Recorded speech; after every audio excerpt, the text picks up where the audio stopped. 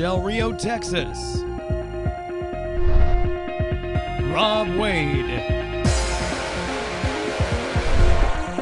and Robert Garza.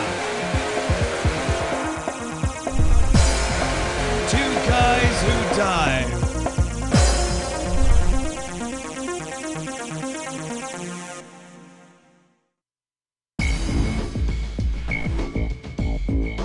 This episode of Two Guys Who Dive, recorded Saturday, 27 October 2012, episode 39, Gear of the Year.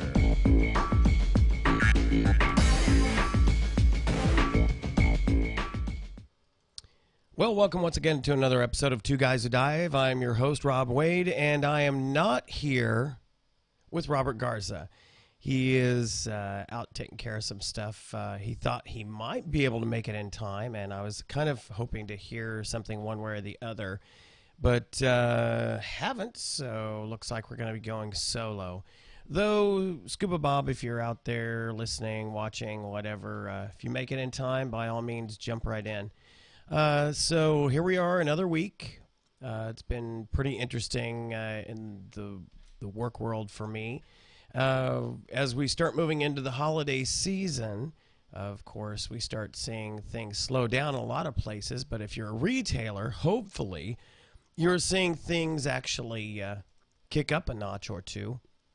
Of course, even just weeks ago, we saw the Christmas decorations and sales start to begin, and we haven't even polished off Halloween, much less Thanksgiving. So so if you go to places like Walmart, they've got all their Christmas stuff out in fine fashion. My wife was telling me, or texting me actually, from Walmart, commenting that she was walking in a winter wonderland, which is pretty impressive considering this is Del Rio, Texas, which is southwest part of Texas, and we almost never see snow. So obviously, it sounds like Walmart, around here at least, has really started to deck things out for Christmas and get their stuff out. And I did happen to stop by another higher end retailer here, Kirkland's. I noticed they had started to relegate their Halloween stuff to a small section and really have exploded their Christmas section. So I imagine my wife will be paying a visit down there to see what wares that they have that she can add to her collection, which is considerable. It's not crazy, but like some people I've seen around town, but she does like her Christmas stuff, and so we have a pretty sizable chunk of our storage shed segmented off just for her Christmas stuff. So long about probably right after Thanksgiving, I know I'll get the call to help haul all the cases and containers down so she can begin her overdosing on Christmas, which that's good. That's what she likes. I'll support it every way I can. So yeah, going solo again this week. And for those who might be watching or catching us later on YouTube or Vimeo in the Del Rio area, if you're interested in sitting in on some of these podcasts, we have a slot where we can actually add one more person. So if you want to participate with Two Guys Who Got Dive, either as just a guest or a guest host when ScubaBob isn't able to make it, love to hear from you. We entertain all comers pretty much.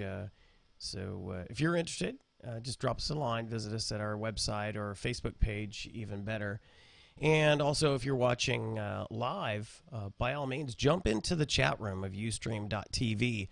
I've got the screen up here on my laptop, so if anybody comments on the show or has questions, etc., they certainly can. They're invited to participate. We love to hear from y'all. Last week, you may recall that we were talking about how Del Rio goes through the Fiesta de Amistad, which is nearly a full month-long celebration of epic proportions, or as epic as it can get in Del Rio. And it finishes off with the abrazo, which is a hug of friendship on the International Dam. And then we have a big parade and craft fair on the final weekend. And it was well attended. I think it was a little bit lighter than the normal years, but it was pretty decent. My wife had a booth or a tent or cubicle or however you want to describe it out there with some friends of hers selling some of the crafts that they worked on, and she did pretty good. It was her first time actually getting into that aspect of it rather than being just a spectator. So I think she had a lot of lessons learned. Anytime you try to start up, although she really hasn't started up a business, but it's sort of like that. Anytime you start up a business, there's a lot of things you have to try out. You got to find out, what's the voice of the customer? What is it that you make, or produce as far as product or services that the customers want? What is it that they like? And then you find if you're able to produce it in a manner and a quality and a quantity that people want. Then on top of that, you find out what that right price is. Now, obviously, there's overhead that's incurred when you're producing something, and so you have to factor all that in, your own labor, and of course the materials. All that is cost of doing business, and then find out what the market's willing to bear, and that is the basis of free enterprise, which seems to be under attack these years. But I think she learned some valuable lessons and what works, what doesn't. So it gives her some other opportunities later to refine what she's doing. So I'm really proud of her for stepping out and doing that. It's a tremendous amount of work to do that. Believe me, I know. Just putting together, doing training classes for scuba is challenging. Finding the right price structure, based on what it costs me to actually do this, such things as license fees, insurance, permits to operate, those kinds of things. There are so many costs that most people don't even have a clue that are involved in doing anything. I think we talked about last year, or last episode, that a lot of people in this town do the yard sales, and some of them it really is like a business for them. So the city of Del Rio has decided, hey, we're going to cash in on this, and they actually require a permit for you to have a yard sale or garage sale, which I think is overboard. I think they should find out the ones that are actually doing business instead of blanket yanking everybody for yet more confiscatory taxes or fees or whatever. But every time you turn around, if you want to do any kind of a transaction, you're probably going to end up running into some piece of government that wants to take money from you. So that's an unfortunate aspect of the situation we live in. But that's just part of the cost of doing business these days.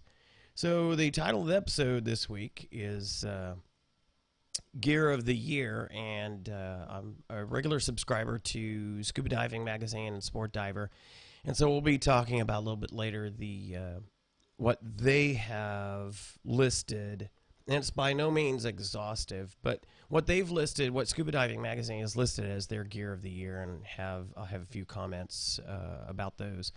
But real quick, one of the couple of things first. One of the neat aspects of the craft fair that we have in Del Rio is on the Sunday afternoon they have this dog show, which is basically dogs in Halloween costumes, which is anywhere from sad to hilarious to just adorable. But it's an opportunity for people to kind of show off their dogs. Some of the costumes I look at and I wonder, is that bordering torture for the poor thing? But what I have here is just a few pictures of some of the costumes that we saw there. This was I guess it's a Doberman that was dressed up as Elvis. It's kind of hard to tell with this, but you see the flared, the bell bottom type pants on him and the cape. And he kind of strutted like Elvis, So it was a cute dog. And then we have a little Chihuahua with his owner, both dressed in matching outfits. The Chihuahua, I don't think, looked too terribly happy to be dressed that way. It was still pretty warm out, as you can tell, and being wrapped up like that probably wasn't the best thing for him, but it was cute anyway. And then a little adorable thing here done up as, I guess, Shirley Temple. The owner tried to keep a wig on the dog, which looked great when it stayed on, but it kept falling off. But it was a cute little outfit. This one was really inventive. This one was dressed up as a peacock. Now, and what made this even more interesting was the owner, which was a young girl. She actually attached like a puppeteer setup. So she had the little wooden X above it with the strings hanging down. So she could lift the tail up and fan it, which was pretty impressive. I thought, wow, that's if for nothing else than ingenuity. I thought that she got points for that, but it was really well done. Now this one was awesome. Let me show a little bit. Here we go. It's kind of hard to see further right. This little Chihuahua, little tiny thing, was dressed up as a pilot in a jet. And it got to a point where he or she just wasn't going to walk any further. As soon as she got in front of the judges there in the background, the owner finally had to pick the poor thing up. But I thought this really looked pretty awesome. And, of course, being in a town that's an Air Force town, I think that went over well with a lot of those folks. But the mask was adorable. I wish I'd been able to get a closer shot of the mask. The eyes that were looking, just kind of like, what's going on? Couldn't see. You knew he or she really wanted to just kind of paw the thing off, but there was no way the rest of the costume, the jet, was going to let that happen. So it was cute and almost maybe torturous at the same time. But I thought that was very very, very inventive. And this was a little devil. We saw a couple of those types, devils and angels and stuff like that. And this one just had a hard time walking because the cape was so long that the poor thing just couldn't walk well. So she ended up just carrying the poor thing. But still looked cute, with little horns and everything. She was kind of dressed up to match. I think sometimes it's just an excuse for the owners to dress up.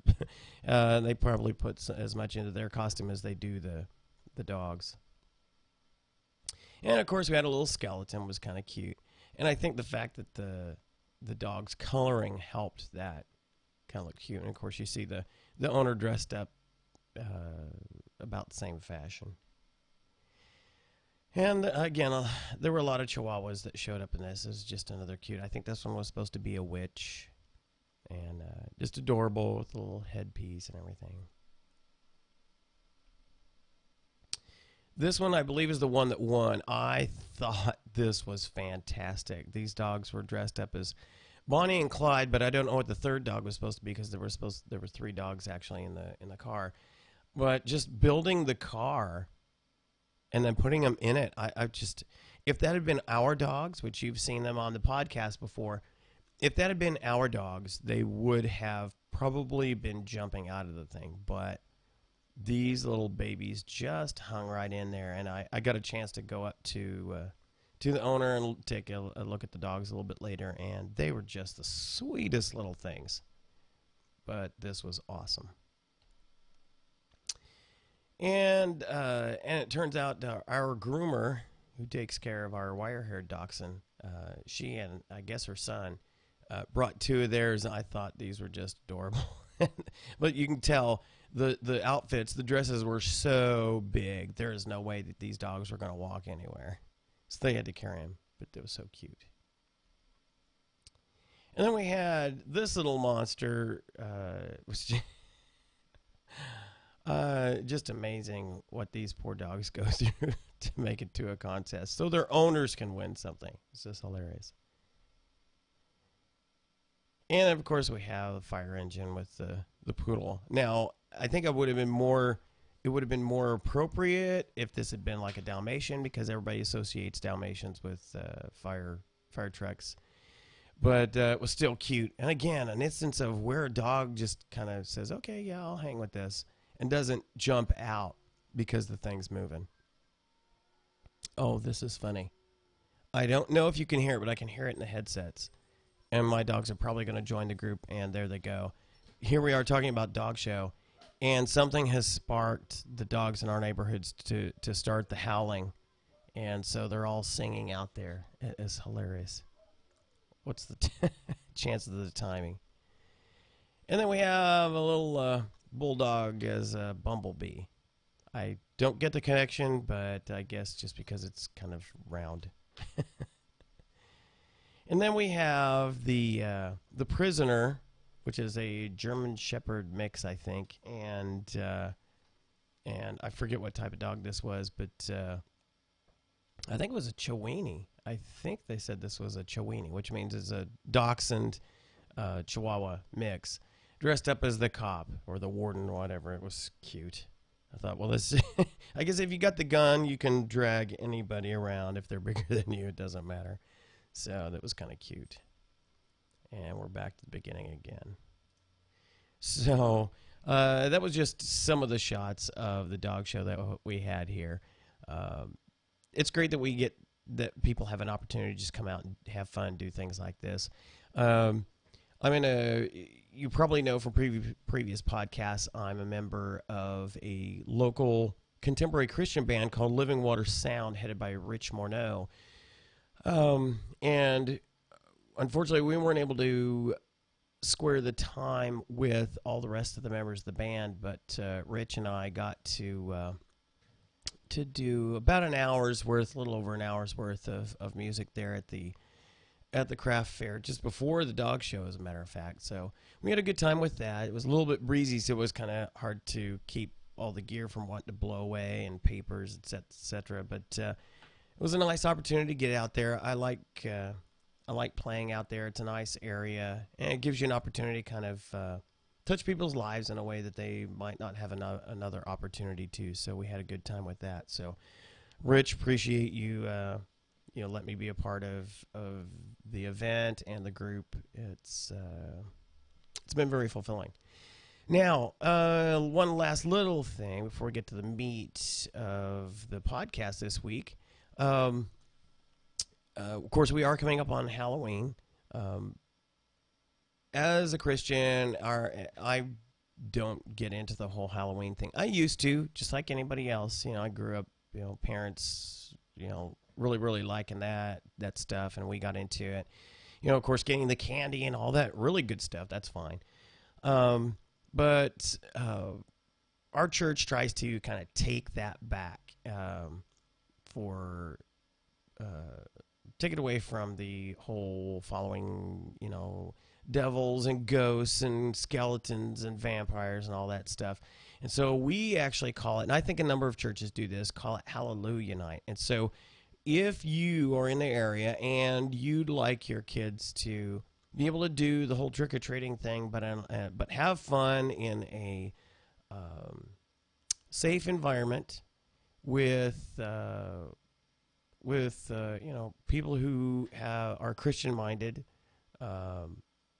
that have some games and things like that. So it's not just walking by and picking up food and candy, stuff like that, but they actually get involved. Our church, Grace Community Church, is hosting once again a Hallelujah Night.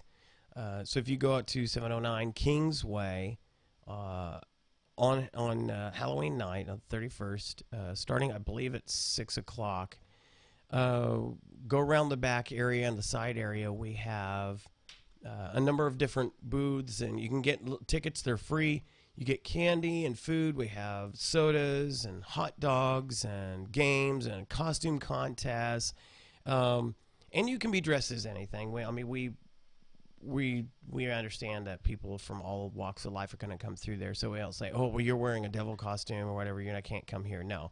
Well, we open it right up. So if you'd like a safe place for your kids to do their trick-or-treating, certainly invite you to come out to Grace Community Church, 709 Kingsway, on Halloween and join us. We'd love to have you there. Just have a good time, meet some new people on the way, and just enjoy yourself in a safe environment. So, all right. So main topic for today is talking about Gear of the Year, and as I said, the Scuba Labs of Scuba Diving Magazine have posted or released their Gear of the Year. And if ScubaBob were here, we'd both be commenting on some of the items here, but thought I would share some of these things with you. Oops. And of course it would get out of order. Let's see if I can get this going right. Oops. There we go.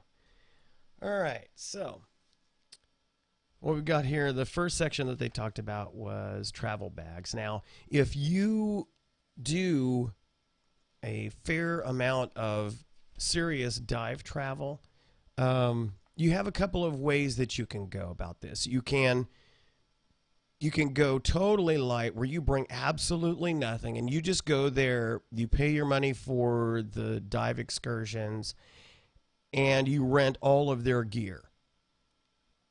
Or you can travel semi-light and bring, at the very least, your regulator.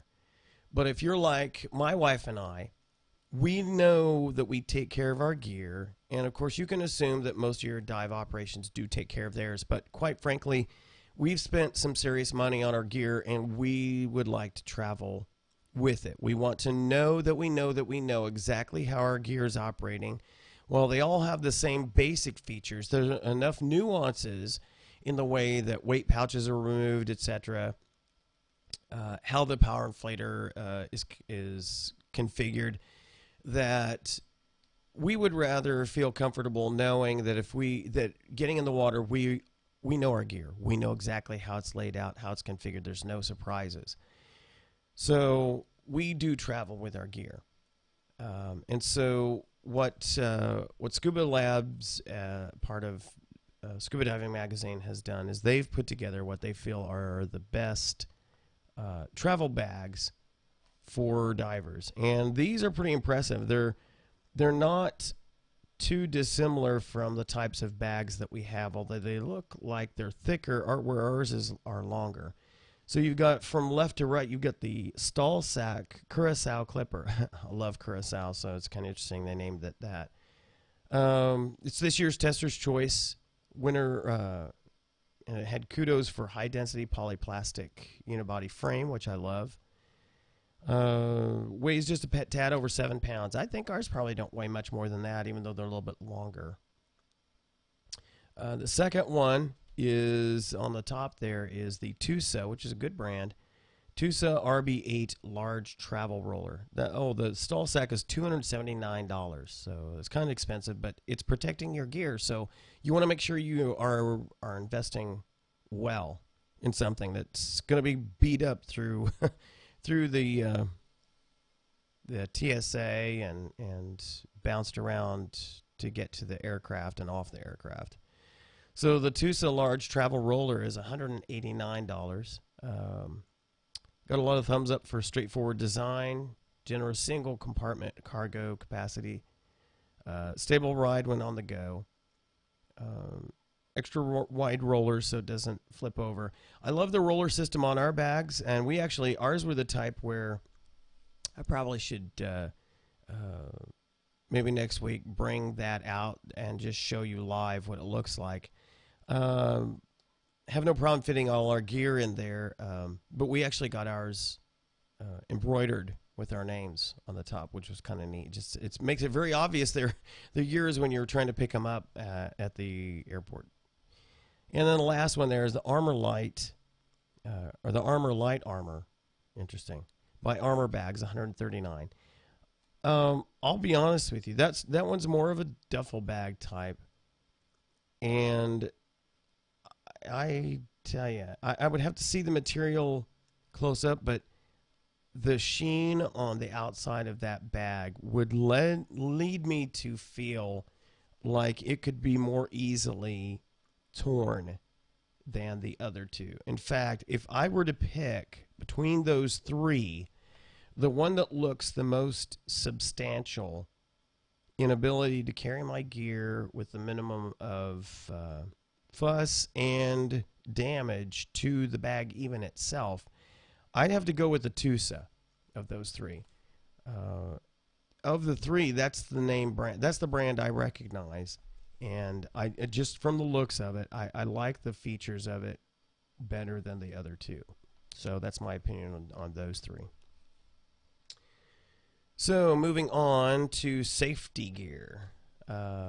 Okay, so they've got 4 different items here, and I wonder why some of it is called safety gear. Some of it's going to be obvious, but the first one is the DAN, or Divers Alert Network Signal Kit, $75. Now, I love that setup. That is a pretty cool setup. It's got a 6-foot signal tube, which we often call, and we've heard us on the previous podcast call it a signal sausage, because it rolls up and then you fill it up with air, either manually or in a lot of cases you can connect it to your rig somehow if you've got an adapter, and blow it up.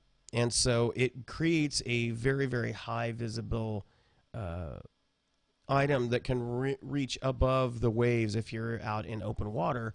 You know, it's usually not as bad on a typical lake, but if you get stuck somewhere and you need to signal somebody and they can't see you because you just disappear in the waves, having something that's high visibility, either bright yellow or this bright orange, is a critical piece of safety gear.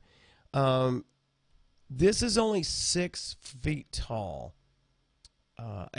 I seem to recall reading an article a few years ago where some comparisons were run between different signal sausages based on color and height, and it really comes down to the orange evidently shows up better, and if it's got some reflectivity as far as the lettering on it, that's even better because that would work at night. And also, the higher the better. So if you can get like a 7-foot or taller one, that's even better. But having a 6-foot one, if you hold it up over you, that's better than nothing. So I would definitely go with a taller one if you have it. But this one talks about how it's 6 foot tall, does have reflective strips, and an internal radar reflector.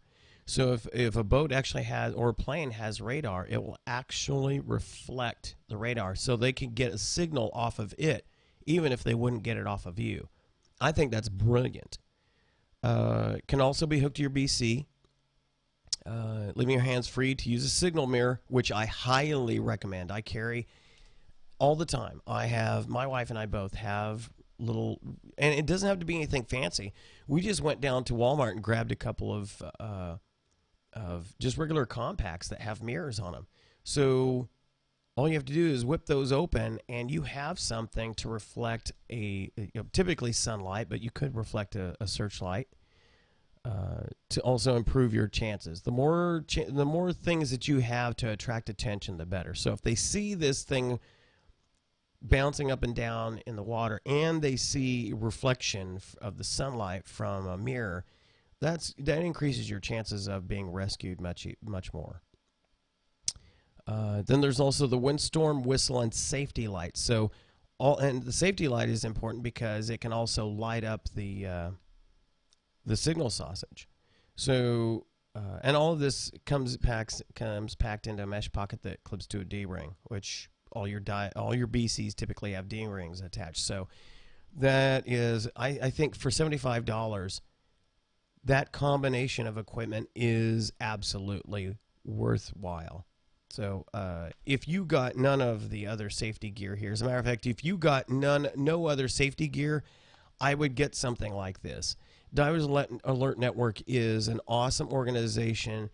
They're not in all this for the money. They truly are an organization looking out to learn the most about diving, diving-related accidents, how to be safer divers. And so their gear is, in my opinion, second to none. Now, next we also have the Sunto SK7 compass. Now, this is a digital compass, $100 or $135 for the retractable, and of course Sunto is a subsidiary of Aqualung.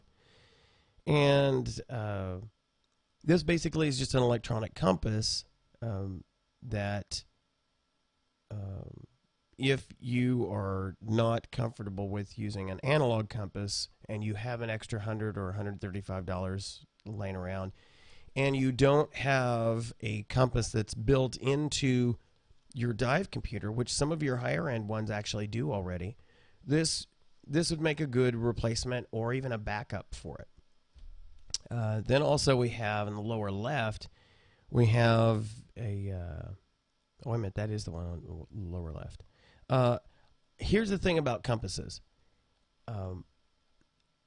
I've got mine, both my training gear and the one on my rig that I use, I've got it actually mounted to the console.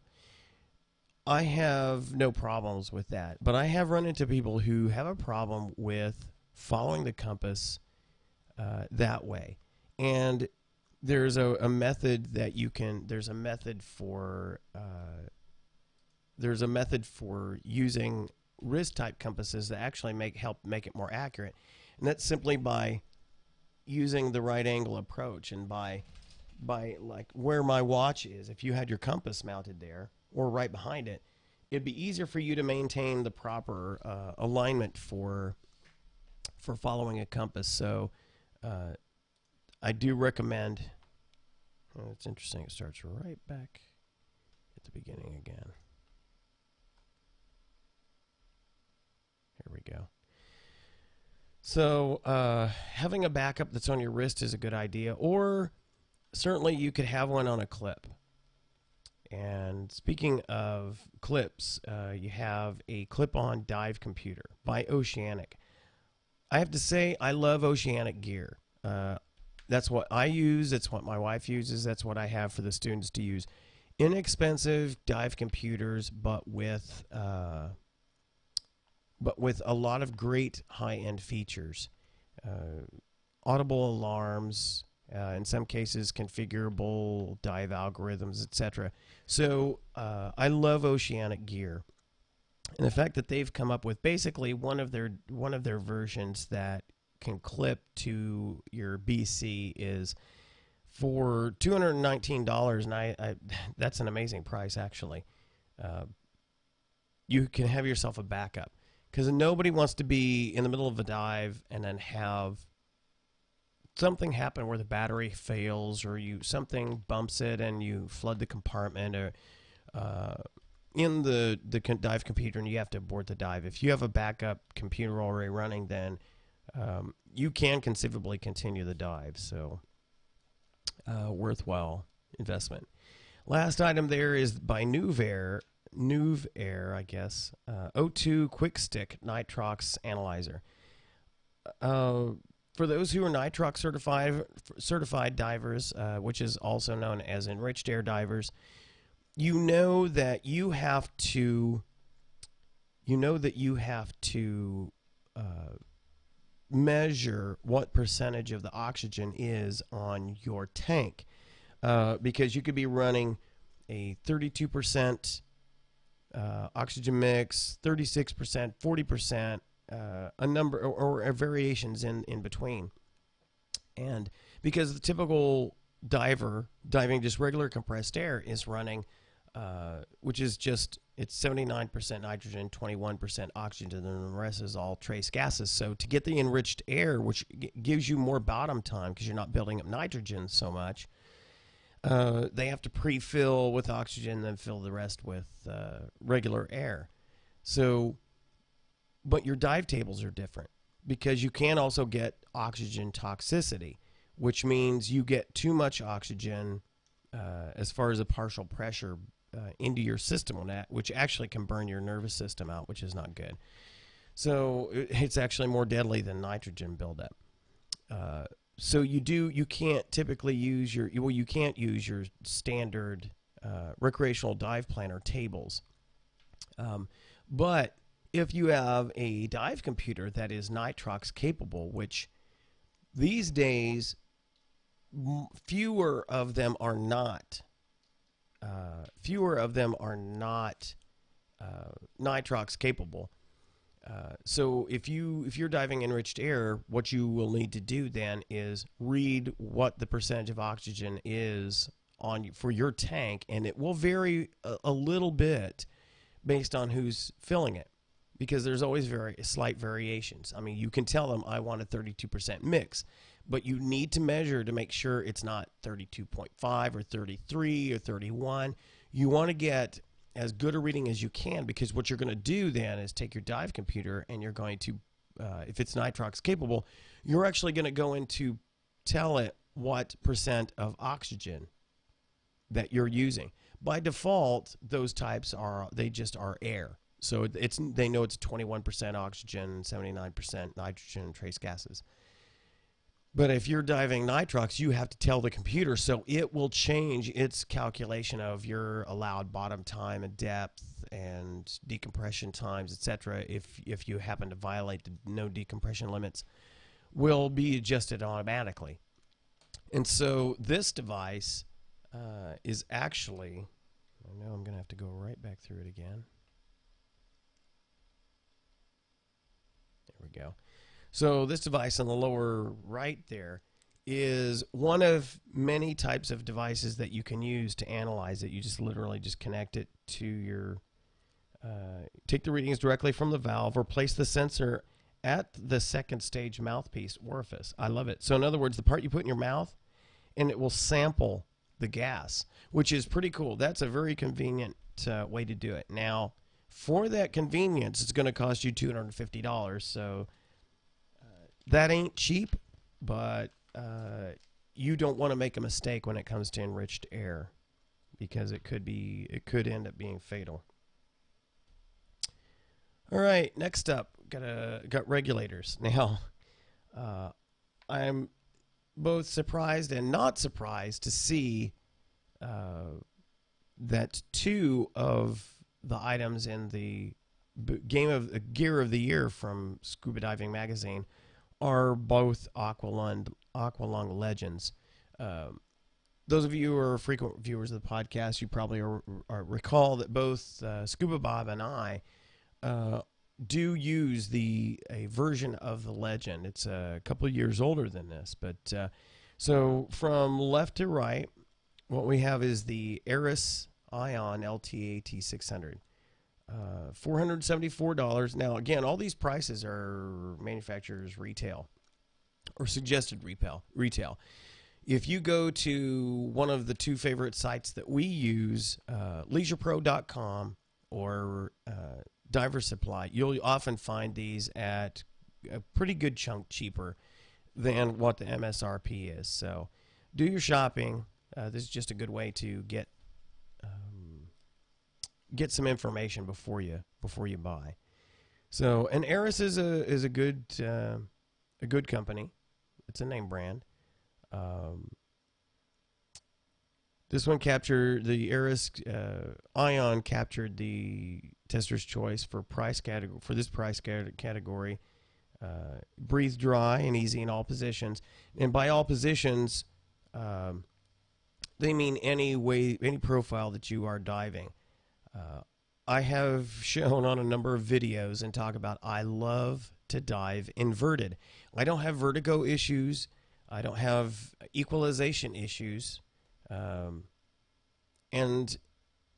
with regulators that work well both upside down as right side up, and they don't all do that. I can very comfortably get completely upside down and cruise along. If you've seen some of my videos where I'm literally swimming upside down with the camera, just mere 2 or 3 inches off the bottom. It's just good for me. It's fun, and it's good buoyancy practice.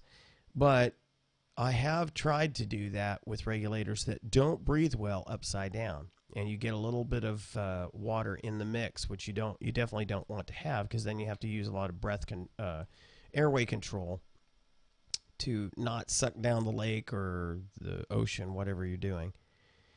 So this one tests well in all positions, full coverage purge, which means you can hit anywhere in the face and it's going to press in. I have had some regulators where the purge is merely like a quarter-sized button in the front face. Having a fully flexible face like this, like on the Eris or on the Legends, same way, it doesn't take rocket science to press the purge on there, so I like that. And it talks about the mouthpiece being comfortable. Was rated the undisputed favorite in this year's roundup. When it comes to mouthpieces, I'm sorry, I don't care how well they make the mouthpieces. I recommend Secure. And we've talked about, we've done this as a commercial on the podcast before. The Secure mouthpieces are made out of the same kinds of materials as the mouthpieces that people in sports use, fighters, football players, whatever. So they come in different colors, typically, and you simply just heat them, dip them into boiling water so that it loosens the material, and then you bite into them, and they conform to your dental work. And what that creates for you is a mouthpiece that you then put, just using zip ties. That's how these are attached. Attach that to the hard part of the mouthpiece of your regulator, and it opens you up to a much more comfortable diving experience, because since it fits your teeth, you don't have to bite nearly as hard. My jaw fatigue disappeared after I started using Secure. So I just, as far as a regular dive equipment, I just will never dive without Secure mouthpieces. I just immediately replace whatever I'm getting with that. So then next up we have a couple of Aqualung Legends. So they have just the base Legend, which interestingly, the black one there is just called the Aqualung Legend. And I guess it's using the same very, very popular components and design, like the version that ScubaBob and I use, but it's definitely the plain Jane of the two models. I like the chrome look of the one that ScubaBob and I use. And it even says here, it might not be as exciting to look at as the Lux, which is the next one I'm talking about. But the first stage, the plain Jane, second stage, it looks aside, offering this level of breathing performances at almost half the price, made it a no-brainer. $585, yeah, it's half the price of the Legend Lux. So, talking about the Legend Lux, it's in the $995 compared to $585 for just the base Legend. I don't know that I'm ready to, unless I was doing cold water diving, which there were actually, at the time we bought our Legends, there was a cold water version. Ours have a gold plated ring like you see in this one, where it looks like brass. The cold water version actually had a silver one, so you could tell which one was rated for the cold water. But this turned out above average scores in all ergonomic tests. It's an easy breather in all positions, simple to purge, attractive. I love the design. I just think it looks great. And these all have the same features of adjustable resistance, which I love. And then last but not least, we have the Bochat VRT 80 Evolution, $396. So of the four, this is the least expensive. And they definitely nailed that. It says with this with the Evo you won't find much flash, which you don't. It looks even more plain than the base model Aqualung Legend. But they just give it high marks all the way around. Very easy breather, all positions. Nice price tag. So I'll be honest with you. I like the Legend. But I still have the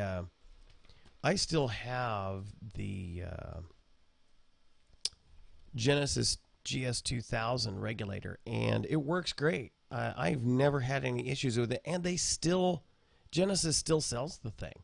So that tells you something. If they've got a good piece of gear that they've just decided it's not worth updating purely to have something new, but it just works, that tells you something. And so I'm very pleased I still have my GS2000 regulator. If there was anything that I had as a negative about it, is it doesn't handle the inverted breathing as well. It will work. I definitely wouldn't recommend the Genesis alternates, the Octopus. I wouldn't recommend any of those for diving inverted, but the GS2000 will squeak by if you had to get upside down for some reason, but I wouldn't swim long distances that way. So, okay, moving on to, I'm going to pay for this one again. Moving on to the fins. There we go. Excuse me.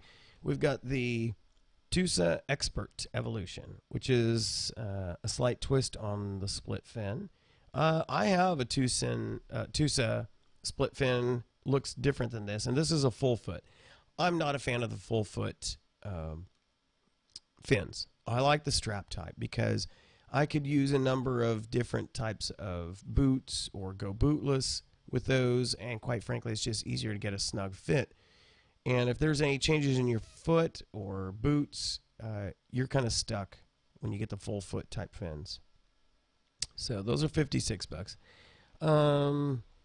I can't see spending personally. I can't see spending more than about $80 for a set of fins anyway. There are too many good fins out there that'll work very well without spending tons of money on what I consider to be flash in the pan designs, or just something that's more of a gimmick than any substantive improvement in your kick. So if I were going to replace my Tusa fins, and I would stick with the Zooms. I mean, I've got a version of the Zoom, one of the early versions, and if you are bounded and determined to get a full foot fin, I think this fin is a good choice. I love the lines on the design, and it looks a lot like the standard Tusa Zoom type, but gives you the convenience of the full foot. Next up, we have down below there, we have a standard paddle type fin. I mean, it is standard. The Modest Wave. I get $58. That's also another full foot fin. So if you don't like the split fin, which there are conditions where the split fin is not, I wouldn't recommend it. If you're diving in rougher water, in a current, I would not recommend split fins. I highly recommend a stiffer paddle fin. It'll create less work for you to battle that kind of condition. The split fins are perfect for a mild current and for no current, because the way they work, it creates the same vortex up as down, so you actually can move very easily with little effort. But if you're fighting a current or trying to control yourself in a current, a good solid paddle fin is what I recommend. And so as far as full foot fins go, gosh, the Mares looks good. It's pretty much a typical price for those. I've got the Aqualung. I think it's Aqualung. It's the Caravels, and I love those. But the thing is, I can only use my 1 mil boots with those. But they're very comfortable otherwise, and they're very good for stiff, if you need stiff fins in current. So next up, the upper right of the screen there, we have the Tylos Saber. Okay, this is pushing the edge of what I'd be willing to pay for fins. Again, these are MSRP, so you probably get them cheaper. But this looks like it tries to go toward the some of the more modern designs of the paddle fin, but has the extra ridging to produce a little bit more of a snap on the downstroke. And this is a strap type fin, so I've not had an experience with these types. I would be more inclined to feel that this is a more of a gimmick design, but it is still a paddle type fin and not too bad. And then, of course, not surprised to see the latest version of the Zoom from Tusa as well. This is more colorful than the ones I have. Mine are just basically a black and blue. So this has a nice little reflective lime green on it. Shows up better in deeper water. They haven't departed too much from the design here. The foot pocket looks a little bit sleeker than what I have. I would not pay $169 for it, but I imagine I could probably get it cheaper. But if you've got the money and you want a good split fin that's a strap, this is definitely the way to go. I have been very, very happy with the Tusa Zoom that I have. All right, next up, 3mm wetsuits, of course. As we get a little bit chillier now, the temperature is starting to drop. It was actually pretty cold for my preferences today. So, matter of fact, the last couple of weekends that I've gotten to go out diving, I've been diving in my 5mm full. But you could get away. The water temperatures in Lake Amistad have been around 76 degrees. And I went down to almost 70 feet. And so the water temperatures are still pretty decent. They're like diving in San Felipe Creek, going up to Balmorhea State Park. So, and if you saw the charts, the size chart or the thickness charts for neoprene that we talked about last week, you know that this is about the time that you want to start switching to your full wetsuit. You know, you can still stick with a 3, but you definitely want to start going to a full wetsuit so you don't lose your core temperature as quickly. So these are some of the 3mm wetsuits that Scuba Diving Magazine recommends. So on the left here we have the Bear Elastic 3. There have been some Bear wetsuits that I thought looked good. This isn't one of them. Now, the big things to look for is how well does it zip? You know, does it zip in the back or the front? Is it across the chest? How is the spinal coverage where the zipper is? Because if it just zips up and you have no flap or something that helps create another layer of protection for you, then your spine is going to get cold, or wherever the zipper is going to get cold. But this one has a nice watertight barrier through the spine. I just don't think it's a very attractive wetsuit at all. For being a 3mm, the thicker they go, typically the less attractive they are, because there's a lot less flexibility that you have in the design of the neoprene because it's so thick to work with. Typically, the thicker it is, the less color you see, unless it's attached on, you know, as like a patch type thing. But as far as colored neoprene, you see that less in the thicker wetsuits. 3s and 1s are the typical ones you'll see that are quite colorful, but for a full wetsuit, I would think this would be more attractive. Bear has made much nicer looking wetsuits. And let's face it, these days, you don't have to sacrifice fashion for comfort. So I don't recommend this particular one. Next to it, a little bit more attractive, but still subdued, is the Scuba Pro Everflex. The Bear Elastic was $349.95. The Scuba Pro Everflex is $319. Again, these are MSRP. I'd be surprised if you couldn't get these closer to, especially the Scuba Pro, that you couldn't get these closer to $250 or even a little bit cheaper. This is a fairly decent design for Scuba Pro. I think the little shoulder you see the little markings on the shoulder. Those could help if they're sturdy enough. They might be just more visual affectations than actual support, but they would help reduce the friction that could literally start tearing up your wetsuit from your BC straps. So that's a good feature to look for, but not bad, basically. All right, a couple more here. Fourth Element Proteus. I'm not familiar with Fourth Element. They're probably a fairly new manufacturer of wetsuits, or I might be surprised to find that they're not that new. This one's $2.99, which means you probably can find it for about $2.30, $2.40, something like that. According to Scuba Diving Magazine, it's a good combination of comfort and thermal protection. Glued and binded stitching, full interior taping, so you don't get that rubbing from the stitching on the inside, because that's not comfortable. Glide skin seals on the wrist and ankles, because obviously you want it to fit tightly enough that it doesn't let water in through the openings. A pullover secondary glide neck seal. Well, that's pretty neat. That would make it more comfortable. Although, because the way that does ride up high, I know some people, my wife would be one of those, who is not comfortable with having their neck covered up like that. So I think this is a pretty decent design. It's kind of,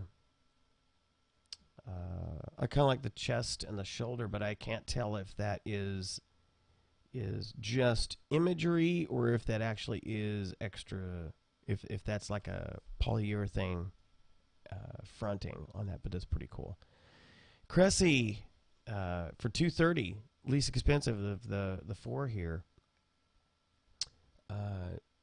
I really like the look. A lot of the Cressy wetsuits, especially 3 mils, they typically are the more colorful ones, and they are of the ones here. You can tell some neat designs that help make you look sleek, and looks like some sort of some degree of knee padding there, but doesn't look significant. But it looks like a decent suit for $2.30. Again, this one probably you'd be able to buy it for just under $200 if you do some shopping. Now, having shown you all that, I am a huge waterproof fan. ScubaBob and I both have a waterproof wetsuit. He has the 7 mil version. I have the 5 mil version. That's, I think, actually has some neater lines and detail than the versions you see here. These are their new models, but I still love the detailing on these wetsuits. And you can see that there's substantial additional polyurethane support. The knee pads are excellent. You don't have to worry about getting your knee jabbed by rocks as you kneel down on things, either on dry land or out in the water. And it's just good protection. Same thing on the shoulders. You got good support. And it's just nice details to these. I've never had any issues with my waterproof wetsuit, and I love the newer designs. They're really doing some nice things with it. All right, computers. Of course, where would you be these days without dive computers? So we have 6 to look at here. No, we're at the end of the podcast here, but so we've got from top to bottom, we've got the Mata's Matrix, $700. You could, I can buy a Surface, a Microsoft Surface that just got released for cheaper than that. You can get an iPad for cheaper than that. But this is a wrist mount computer. It's got this would be what I consider more of a high-end type computer, especially considering it's a wrist mount and it costs that much. Below that you have Aris, which again is Aris makes actually some really good low-end starter type computers. But if you've got the money and you need something that's can considerably be adjusted as far as algorithms, from conservative to liberal, This is a good model. I like more controls, more buttons rather than fewer buttons because it's easier to move through the through the different modes, the details of the modes. This is really important to have that. You don't want to be pressing multiple times waiting for the right screen to come up. But that one is anywhere from $1,049 to $1,149. I just can't see spending that. Now, a little bit cheaper is the Aris A300. They say here that it looks like a basic dive computer, but actually offers a lot of features, including dual algorithms, as a lot of the low ends do. Another unique feature is its tech mode, where advanced divers can program additional gases, turn on or off alarms, and set safety factors. Now, the tech aspect would be pretty cool if you're getting into tech diving, but not like serious tech diving. If you're if you were getting into what they call the recreational type tech diving, this would be a good one to get. And for $409, that's a pretty good price to go with there. All right, next we have, again, my company, the company that I like a lot, Oceanic. They have the OCS. I think this is the successor to the GO3 that I have. Second place spot on the testers' favorites. Again, this is the wristwatch style, $699. Very good menuing system, although to me it looks like the buttons that you use on this might be a little difficult to deal with if you're wearing gloves, and so that should be a consideration for you. How easy is it going to be to use if you are wearing gloves? Next up, we have the Modus Icon. We're starting to see more of these color dive computers, and this is a behemoth when it comes to dive computers. I mean, it shows you all sorts of data that's going on, gives you a lot of level of detail. I've read up on this. Not that I'm interested in getting something like this. I just don't. I'm not sold on the color yet, but I have read that this is pretty easy to read. It is pretty easy to read in most conditions, but I'd be afraid of as the dive wears on, the ability to pick out the level of detail that's on here. As you can see, then a lot of the numbers are pretty small. I like big data, big details when I'm diving. I'm 50 years old now, so my eyesight isn't as good. So being able to see everything well is more important to me than having it fancy color, etc. Last but not least, we have the Sherwood Wisdom. Yeah, you can see this is mounted in a pretty interesting console. This is anywhere from $911 to $940. Simple to use. The old school comes with the compass, I guess. Yeah. And it does have the quick disconnect, so you could actually pull it from your rig and store it away, protect it, without leaving it connected to the hoses, which is pretty neat. I would not at all be a fan of the white or white-ish console. Any diver that I've been around they come up with their console looking pretty ragged. I don't care how well you take care of it. It's gonna rub up against things, and I think that white would get pretty nasty looking in a very short order. So BCs, okay, is one of the most important pieces of your equipment because it's hugging your body, and this is what's going to keep your buoyancy under control and, of course, keep you afloat on the top. These days, I'm starting to look more into BCs that are well suited for travel because I have to tell you, lugging around, I've got a Modus BC that I love, but doggone it, that thing weighs a lot. And so I'm getting to a point where I think I'd like something that's a little bit lighter. So we've got from the upper left here, we got the Cressy Aqua Ride. I've not normally been impressed with Cressy BCs, mostly because their weight integrated system is just horrible. But it looks like they may have changed it up. They used to have the fold down flaps that for where the weights just drop out. But it looks like they've revamped their design here. So this one is neutrally buoyant, which is good. So it means that if you don't have any air in it, it doesn't affect your buoyancy one way or the other, which is good. So it looks, I think this the weight system on here looks much better. So I'd be more likely to at least take a look at this one. Next up, you have Scuba Pro, which has always done some really good BCs. I'm not sure. I see how their weight pouches are on this one. You have the clips on the side here, but I'm not sure that I buy that. Here's the thing. If you look at how you grab a hold of them, it looks like it's just D-rings, which means you'd have to be able to hook your thumb there to pull those free. When you're wearing gloves, I defy you to do that. So I would say that this is strictly a warm water BC where you're not wearing gloves. I don't think I like this particular design. And last but not least, we have the Tusa BCJ 4000 Sovereign. Oh, this is a pretty decent. I've never owned a Tusa BC. This is a pretty decent design. Their weight pouch system is kind of neat. You see, it has the for putting the weight pouches back in. They have a little press locking system, which is good.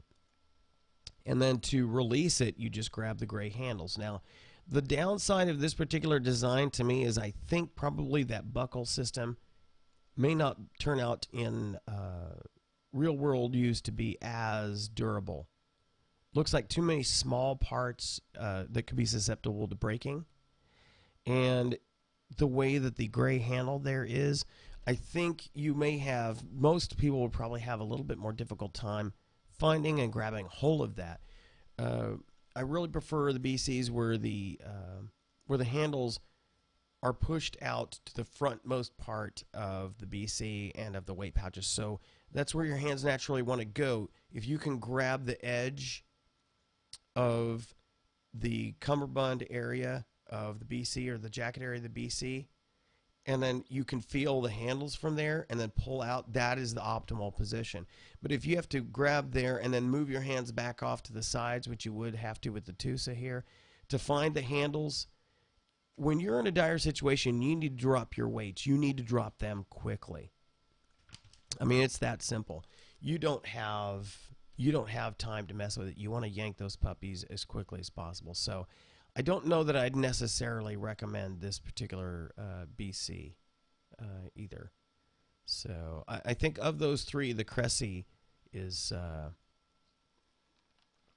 it looks the more appealing of the three.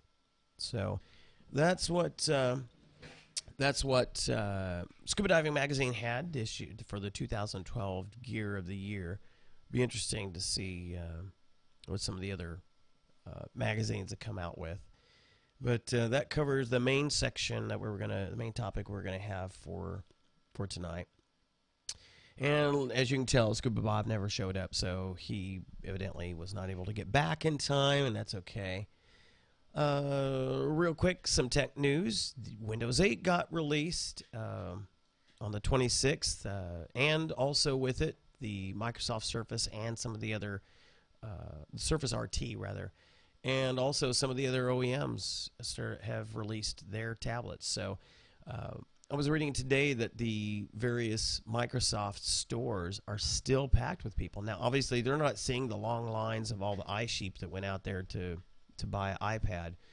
But I'm very pleased to see that even though for me the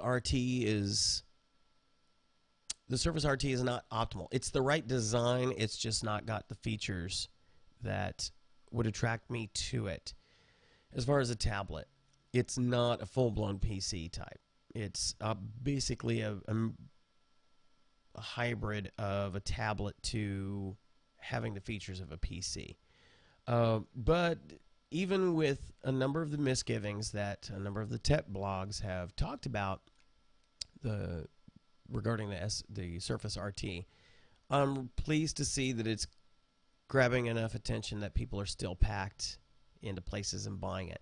And I've been seeing in the Twitterverse and the blogosphere, I've been seeing a number of quick reviews from folks who've opened them up. Now, obviously, you have to take some of it with a grain of salt because they've plunked down a good chunk of money, about $400-500 for one of these Surface RTs, and they're probably not going to be inclined to say, oh man, I made a huge mistake.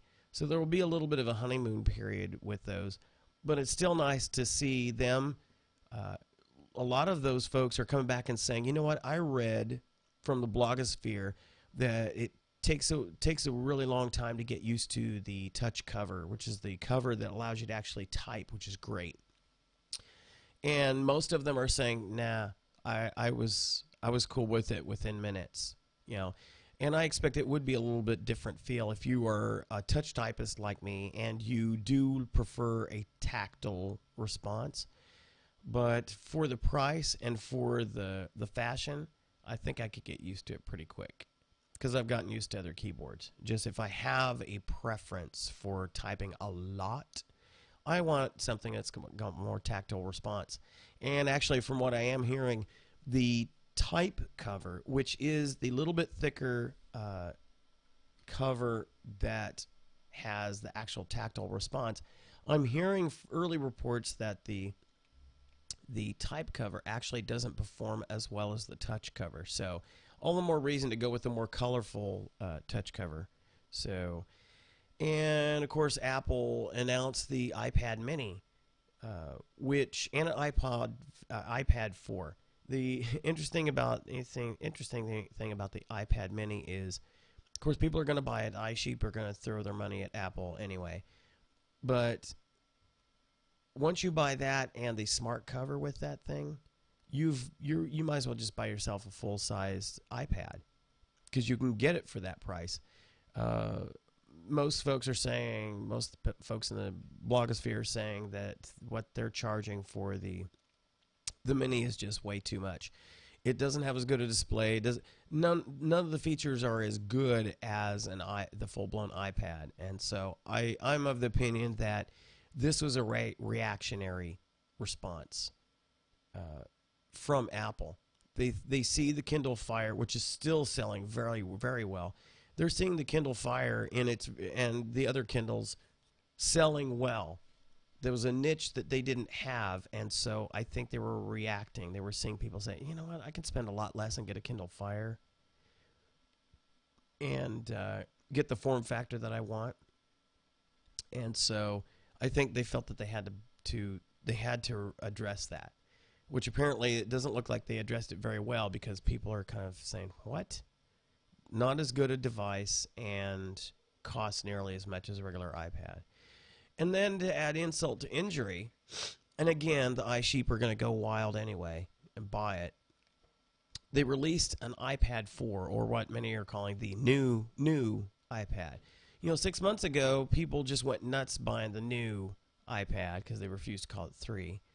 And then Apple decided, oh, you know what, we need to put the processor that we're using in the iPhone 5 in here. So they kind of said, okay, let's get this out quick. And so now they have a new version of the iPad that adds some of the features that weren't ready for prime time when the new iPad came out. So there's a lot of folks that are like, wait, what? And then, of course, the ones that said, I'm glad I waited. Okay, fine. But I just think this was really... This is showing a post-Steve Jobs Apple where they're reacting rather than being proactive. I think they see the Android tablet starting to eat into their market, and they see the Kindle eating into their market. And even though Tim Cook, the CEO of Apple, decided to take a few shots at the Surface, saying it's confusing, blah, blah, blah. He's clueless idiot anyway. But he decided to take shots at the Surface, but I think deep down, when Microsoft first announced the Surface and what it was going to look like and could do, I think they saw a potential chunk in being eaten out of their market there as well. In other words, from all fronts, I think they're finally seeing feeling the competition, and now they're trying to react. So, and that's ultimately okay, because I like competition. I think it pushes everybody to do better, because quite frankly, I think most Android smartphones are garbage. But and so all of this is pushing everybody to step their game up. So this is great. Competition is great. It gives you great products or better products, hopefully at better prices, and you find something that you can actually use, which is great. So a lot of new things coming. And, of course, Monday, the 29th, we have the official launch of Windows Phone 8. I was able to get my wife to give me a kitchen pass for a late birthday present to get the Lumia 920, which by far, every comparison that's been done so far, has a hands-down better camera than any smartphone that is released or is about to be released. And so I'm anxious for that, because I really want a good camera experience. They've made some updates to the 900, and I actually get some decent photos. As a matter of fact, the pictures that you saw for the dog show, they were taken from my Lumia 900. But what they've done with the PureView technology and Nokia is just remarkable, absolutely amazing. So I'm looking forward to that, as well as having 32 gigabytes of storage on it and just faster machine, although the 900 is just a smoking machine. I just can't imagine it being faster. But so having said that, I'm anxious to see that. But I did hear that the Lumia devices will not be available at launch, which is kind of disappointing, because I was expecting to be able to go in and order my device right off the bat on the 29th. So it'll be interesting to see what actually is purchasable by consumers on the 29th. But the big launch happens on Monday, so I'll be observing that. Let's hit our tips, training, and tech. I forgot to take off the Fiesta de Amistad, which I can do that right now, I think. Yep. I love this technology. Let's see. And we've already had the Dive Club meeting. All right, we got DEMA Show coming up 14 through 17 November in Las Vegas. And we've got, again, our Balmoral State Park trips for next year. 17 through 19 May, 14 through 16 June, 19 through 21 July, 16 through 18 August. You need to sign up now. They have cabins, etc. available. You need to sign up now. The earlier the better, because those things sell up fast. It's easier to get the camping spots, but by all means, if you want to stay in one of their cute little cabins, no-frills cabins, you definitely want to get on the ground floor now. And we would love to have you out there, because it's a lot of fun. It's just, you've seen from the videos, and we'll have more. The diving there and the picnicking and everything is just a blast. Having a nice, relaxing weekend up there in an area that's got a great view, just beautiful, and easy diving. Shallow diving especially for newer divers. Or if you're trying to get your certification, a lot of groups go up there to get their certification down there, so it's well worth the trip. 4-hour drive from Del Rio through some picturesque West Texas scenery, so it's definitely worthwhile to go up there. Let's see. So we're just about the end here.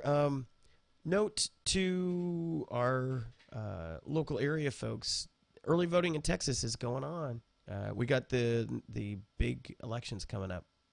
In my opinion, the most important election coming up in my generation. We normally don't get political on this show, but since it's just me, I'm going to take a couple liberties with this. So, it's my program, so I can do what I want. You need to go out and vote. No matter what side of the aisle you're on, you need to go out and vote. But even more important, you need to educate yourself on all the issues. I get in debates all the time. If you follow me on Facebook, you see this. And Twitter. I get in debates all the time with people over this stuff. I am a conservative. I am not afraid of it, not ashamed of it. I'm a Christian. I'm not ashamed of it. I believe that our founding fathers wrote the Constitution over a lot of fighting and arguing to say exactly what it means. And all of the preponderance of the evidence is, and if you check out wallbuilders.com, that's a site run by David Barton. I think he's the foremost authority on the writings and musings of our founding fathers. He's got remarkable documents of the period. He's done more research to understand what was going on in the minds of our founding fathers in the writing of the Constitution, the forming of this nation. What were they thinking? I believe that the Constitution intentionally specifies that our federal government has limited, specified powers. It wasn't supposed to be the big government that we have now. I don't care what you think you're entitled to. The only thing that you're really entitled to is life, liberty, and the pursuit of happiness. The God-given rights. In other words, you are not guaranteed a house. You're not guaranteed a car. You're not guaranteed a job. You're guaranteed life because that comes from God. You're guaranteed liberty because that was purchased for us because of what Jesus Christ did. And the pursuit of happiness. In other words, you've been given the free will to go out and seek what is best for you. But you're not guaranteed what you think is the best for you. So a government that doesn't get in your way for seeking those things out is the government that is best. The design of our Constitution specifies a very limited, with very specific powers, very specific responsibilities of federal government.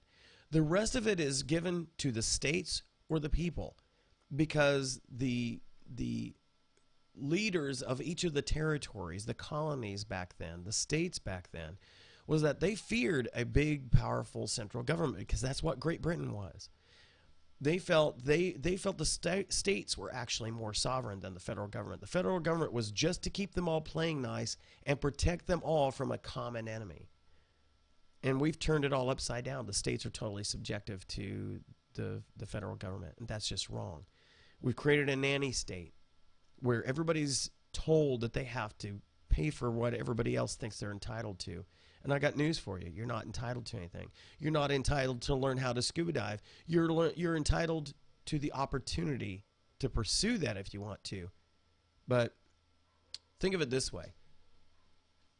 How right would it be if a large enough percentage of people decided that they were entitled to be able to scuba dive? And I didn't want to teach them. Or I didn't want to give it away. Or I didn't want to pay for you to be able to learn it. Well, that's exactly what centralized healthcare, that's what the socialized healthcare is doing. It's creating a mechanism where you think you're entitled to it and that people have to provide it for you rather than it being something that, it's a business. Being a doctor is a business. Yes, people need healthcare. People need help. And they have it in this country. But bottom line is, a doctor is a profession. A nurse is a profession.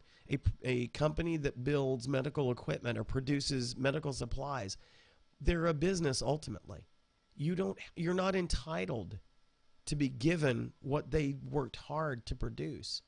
You need to pay for it. Otherwise, they don't need to continue producing it. Doctors are already getting out of the business, or at least they're disconnecting from such things as Medicaid and Medicare because it's not affordable for them to continue providing that service or those products at what the government says you should only have to pay for it. That's just wrong. That's flat out wrong. So it's important that you educate yourself on who is being elected, who's up, what they will do to this country as a result of being elected. Now, I think a thing that is getting not enough airplay, not enough investigative journalism right now, is the tragedy that happened in Benghazi. We are finding out more and more details from emails, etc., that are coming out from as a result of this.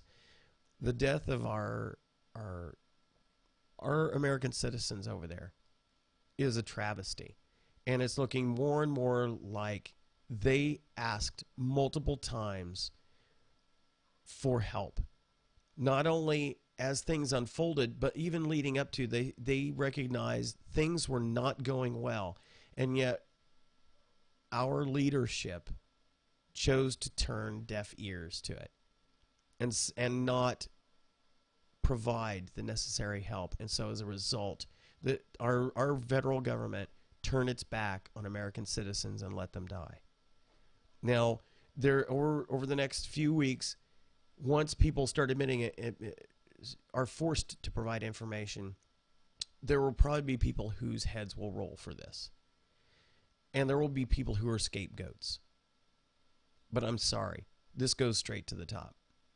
This is my opinion, but it's not an uneducated opinion. The arrogance of a leadership that feels that for political purposes that it doesn't want to look like it's getting mired in more foreign affairs, and wants to look like it's kowtowing or not insulting another people, that they would go so far as to let American citizens get tragically murdered. Those are not the kind of people that I want leading this country. And it's not the country that I grew up in. I don't care what else happens. I don't care what else you feel is important. But these are the kinds of things that speak to the character of the people all the way from the top down, because they select the people that work for them. They select the cabinet officials. They are responsible for all of this. So either the buck stops where our president says it stops, or it just stops where it's convenient for him to make a head roll. But character is important. And I cannot stress how important it is that you educate yourself on these things. Don't get wrapped up in the, well, I expect to get a phone or a car or a house. He paid for my gas. No. You don't deserve that. You're not entitled to that. You're entitled to a government that is responsive to what the Constitution says and what you as an American citizen need the opportunity to take care of yourself. Instead of throwing obstacles in your way or making you dependent on the government, you need to be able to stand on your own 2 feet. And you need a government that gets out of your way and lets you do that. You need a government that is able to protect you from the evil that's out there. Otherwise, all these things that we talk about on this podcast, they don't mean anything, because they're just things that bide your time while you watch your entire life and your entire world collapse around you. This is all fun stuff that we do. I thoroughly enjoy this. I don't expect anybody to, I'm not entitled to this. My wife and I put this together. We pay for it. It costs us money to do this because it's enjoyable.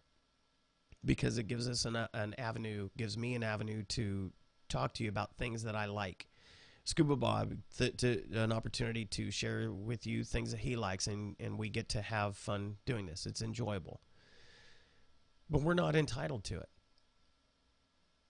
You're not entitled to anything other than the life, the liberty, the pursuit of happiness. So think about that as you go to the polls, and please do go to the polls. It's important. There are people who have died over generations to protect the right for you to go out and vote. So it's important that you do that. Okay, enough soapboxing. Running way late, so already 9:30, but that's okay. So hopefully next week we will have Scuba Bob here, and we'll have some more great information. We might have some more tech stuff to share with you. It depends on what happens this next week. It's very interesting as we go into the holiday season. We'll probably have some little special bits here and there as we go along. And we always invite you to join us on the podcast. We do have a great time, and we'd like to share it with you. So you can join us at ustream.tv/2-guys-who-dive. Or you can also connect with us via Facebook, Facebook/Del Rio Dive Club, or check out our website, delriodiveclub.com. And, of course, you can contact me, Rob Wade, a.k.a. ScubaDog, via Twitter. I got quite a few people that follow me on Twitter, at RobertCFP. Or you can send me email at robert.wade@setifox.net, and love to hear from you. So without any further ado, that's it for this week, and we will see you next week on another episode of Two Guys Who Dive.